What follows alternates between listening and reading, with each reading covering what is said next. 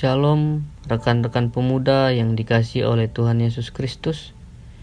Kita berjumpa dalam renungan mingguan Bina Muda PPGT Jemaat Bethlehem Tarakan, edisi 5 November hingga 11 November 2023. Kita bersyukur kepada Tuhan karena pagi ini kita boleh bangun dengan kekuatan yang baru. Itu semua karena kasih dan setia Tuhan di dalam kehidupan kita. Kita akan merenungkan firman Tuhan, namun sebelum itu mari kita satu dalam doa. Ya Tuhan, sekarang kami anak-anak-Mu akan merenungkan firman-Mu melalui Bina Muda ini ya Tuhan. Kiranya firman-Mu ini boleh menjadi pedoman dalam kehidupan kami sehari-hari. Dalam nama Tuhan Yesus, kami sudah berdoa. Haleluya, amin. Rekan-rekan pemuda, renungan kita pada pagi hari ini terambil dari 1 Tesalonika 2 ayatnya yang ke-9 hingga ayatnya yang ke-12 di bawah judul Pelayanan Paulus di Tesalonika. Sebab kamu masih ingat saudara-saudara akan usaha dan jerih lelah kami, sementara kami bekerja siang malam, supaya jangan menjadi beban bagi siapapun juga di antara kamu. Kami memberitakan Injil Allah kepada kamu. Kamu adalah saksi, demikian juga Allah. Betapa saleh, adil dan tak bercacatnya kami berlaku di antara kamu yang percaya. Kamu tahu betapa kami, seperti bapa terhadap anak-anaknya, telah menasihati kamu dan menguatkan hatimu seorang demi seorang, dan meminta dengan sangat supaya kamu hidup sesuai dengan kehendak Allah yang memanggil kamu ke dalam kerajaan dan kemuliaan. Amin firman Tuhan. Rekan-rekan PPGT yang sama dikasihi Tuhan, tema renungan kita pada pagi hari ini yaitu beragama dengan akal sehat. Kehidupan kemajemukan masyarakat Indonesia sering terancam oleh pihak eksklusifme, kelompok atau orang-orang tertentu yang menganggap dirinya atau kelompoknya lah yang paling benar. Paham demikian telah mengingkari keniscayaan bahwa Indonesia adalah negara yang majemuk. Sayang sekali paham eksklusifme ini telah membawa teror melalui tindakan yang radikal dan mengancam kehidupan masyarakat di Indonesia. Kelompok minoritas di Indonesia setidaknya sering mengalami ini. Bahkan mungkin kita secara pribadi pernah mengalami diskriminasi atau intimidasi dengan dalih membela Tuhan, sehingga membuat mereka menyakiti yang mereka anggap berlainan. Gus Dur ketika masih hidup pernah menyindir, Tuhan kok mau dibela. Maka sudah sejak lama tokoh agama di Indonesia menyuruhkan untuk beragama dengan akal sehat. Sebagai orang yang percaya yang hidup di tengah-tengah kemajemukan masyarakat, pertanyaan mendasar bagi kita adalah bagaimana sikap terbaik untuk memberitakan Injil kepada seluruh makhluk? Atau lebih nyata lagi, bagaimanakah semestinya menjadi orang Kristen yang berakal sehat? Penjelasan TGT pasal 7 ayat 3 tentang dunia, bahwa kehadiran agama-agama dalam kehidupan manusia berarti bahwa manusia tetap mempunyai kesadaran tentang adanya kuasa di luar manusia yang disegani dan ditakuti, dan karena itu perlu disembah. Kerukunan beragama tidak berarti bahwa kita menerima setiap agama, melainkan kita solidar atau setia kawan dengan setiap manusia yang mencari Allah. Dalam kesetiakawanan itu, sebagai musafir pencari Allah, kita wajib menunjukkan jalan yang menuju kepada kebenaran dan hidup. Menurut keyakinan kita, kerukunan beragama tidak boleh diartikan secara sinkretistis atau semua agama sama saja dan semua benar. Hanya cara kita saja yang berbeda. Melainkan justru adalah kewajiban kita dalam kedamaian dan kesetiakawanan orang berdosa, mengajak orang lain tanpa paksaan mencari jalan menuju kebenaran dan hidup, yaitu keselamatan di dalam Yesus Kristus. Di tengah ancaman baik dari dalam maupun dari luar, firman Tuhan yang kita baca ini menuntun kita pada bagaimana sebaiknya orang Kristen memberitakan Injil. Tuhan tidaklah untuk dibela. Menjadi orang Kristen bukanlah untuk mendebatkan ajaran kita yang lain, tetapi tugas kita sebagai orang percaya adalah mengerjakan pemberitaan Injil, karena Tuhan sendirilah yang akan membela kita.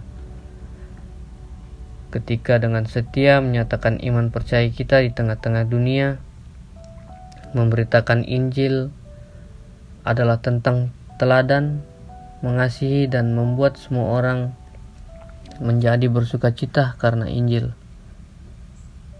Rekan-rekan pemuda, pembacaan kita saat ini tentu menjadi gambaran yang sangat nyata kesaksian Rasul Paulus dalam menjalankan pemberitaan Injil di Tesalonika, dalam kesetiaan siang dan malam mengerjakan pemberitaan Injil, dan dengan jerih lelah menjadikan pelayanan mereka diterima menjadi sukacita, bukan beban bagi jemaat di Tesalonika. Pekerjaan pemberitaan Injil dilakukan oleh Rasul Paulus dengan penuh kesalehan dan keadilan, artinya mereka melakukannya dalam tindakan sehingga menjadi teladan dan merata kepada siapa saja tanpa memandang latar belakang perbedaan. Latar belakang Tesalonika adalah daerah dengan masyarakat majemuk, terdiri dari masyarakat Yahudi dan bukan Yahudi, sehingga keadilan menjadi prinsip yang tidak diabaikan oleh Rasul Paulus dalam mengerjakan pemberitaan Injil di Tesalonika. Rasul Paulus dan rekan-rekannya pun mengandalkan pelayanan mereka seperti kasih Bapa kepada anak-anaknya. Dalam pengandaian ini kita dapat memahami bahwa pelayanan Rasul Paulus kepada jemaat di Tesalonika dibangun dengan begitu dekat. Tidak ada jarak seperti kasih Bapa kepada anaknya. Relasi ini diwujudkan dalam nasihat dan menguatkan hati bahwa salah satu fungsi pemberitaan Injil adalah bagi orang percaya sebagai dimensi hidupnya. Artinya, pemberitaan Injil ini memberikan efek, memberikan tenaga dan menuntun ketika seseorang mengalami kelesuan hidup. Maka tidak salah kemudian Rasul Paulus meminta dengan sangat agar jemaat di Tesalonika hidup sesuai dengan kehendak Allah. Ketika orang percaya hidup dalam kehendak Tuhan, maka hidupnya akan senantiasa dikuatkan serta dituntun. Maka dengan demikian pemberitaan Injil akan menjadi sukacita bagi segala bangsa, bagi segala perbedaan latar belakang, bahkan perbedaan agama sekalipun. Rekan-rekan pemuda, jika kita membaca bagian lain dari leksionari pembacaan Gereja Toraja minggu ini, maka pada pembacaan kita terambil dari kitab Mika 3 ayat 5 hingga 12 digambarkan bagaimana sikap para nabi perjanjian lama yang dikritik oleh Mika karena tidak lagi menjalankan tugasnya sebagaimana mestinya.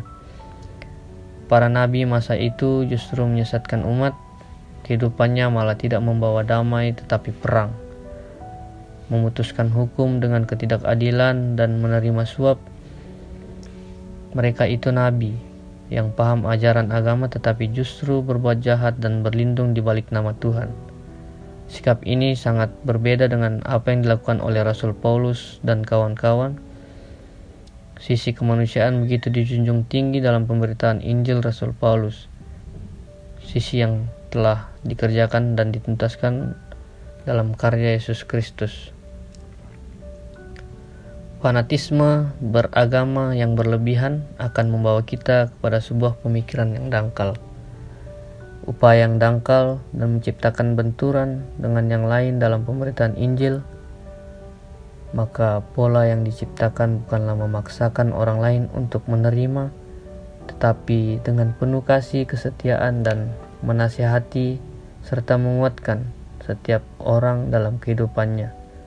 Kita memahami bahwa setiap manusia itu berdosa, oleh karena itu tidak ada lagi penghakiman bagi yang lain, karena hak itu ada pada Tuhan itu sendiri. Sebagaimana disinggung dalam penjelasan bab 7 pasal 3 pengakuan Gereja Toraja tentang dunia, maka dalam kedamaian dan kesetiakawanan, orang berdosa mengajak orang lain tanpa paksaan mencari jalan menuju kebenaran dan hidup, yaitu keselamatan di dalam Yesus Kristus. Sebagai orang muda, hal yang paling mungkin kita lakukan dalam pemberitaan Injil adalah menjadi teladan bagi yang lain sejak kita muda. Keteladanan akan membuat kita tidak menikmati sendiri Injil, tetapi orang lain akan melihat dan mengikuti apa yang kita lakukan. Amin. Demikianlah renungan kita pada pagi hari ini di dalam Bina Muda PPGT Jemaat Bethlehem. Saya ucapkan terima kasih, selamat pagi, dan shalom. Kita berjumpa lagi di renungan mingguan Bina Muda selanjutnya. Tapi sebelum kita, mari kita berdoa. Ya Tuhan, terima kasih atas kasih setiamu pada pagi hari ini. Kami boleh merenungkan Bina Muda PPGT ya Tuhan. Kiranya renungan ini boleh menjadi pedoman dalam kehidupan kami sehari-hari. Ya Tuhan Yesus Kristus, inilah doa anak-Mu. Haleluya. Amin. Demikianlah renungan kita pada pagi hari ini dalam Bina Muda PPGT Jemaat Bethlehem Tarakan. Saya mengucapkan terima kasih, selamat pagi, dan shalom. Sampai berjumpa di renungan Bina Muda selanjutnya. Shalom.